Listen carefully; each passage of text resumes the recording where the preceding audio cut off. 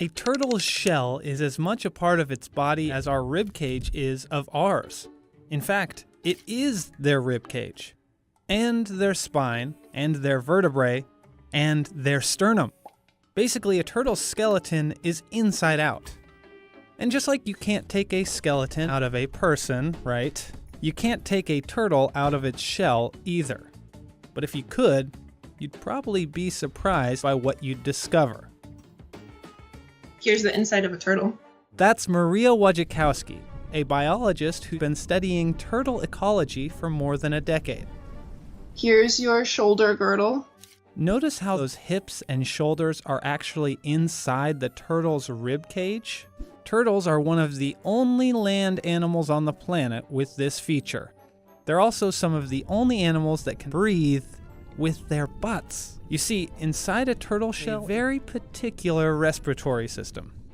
You will see the lungs towards the top here. Now, most land animals breathe by expanding and contracting their ribs, which creates a natural pump that guides air out of their lungs. But turtles can't do this because their rigid shells don't expand.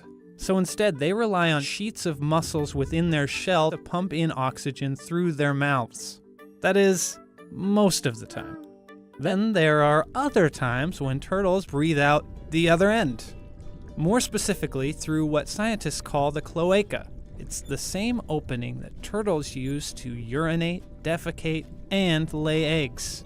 And in some cases, it can double as a set of gills, sucking in water and absorbing the oxygen within. Scientists think that turtles do this when they're spending long time underwater, like when they're hibernating. And if you look really close at the inside of a shell, you'd discover another feature that helps with hibernating underwater. A scaffold-like structure that can store and release chemicals. That structure actually helps turtles breathe without any oxygen at all. It works like this. Many turtles hibernate in frozen ponds that are starved of oxygen, and to survive, their metabolism switches over from aerobic to anaerobic.